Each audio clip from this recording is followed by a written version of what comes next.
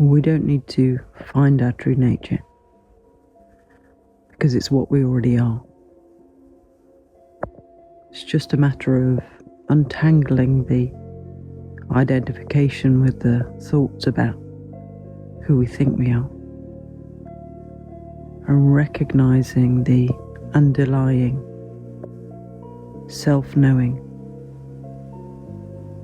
the already known, the inherently awake, alive, alert being that we are, that's already here.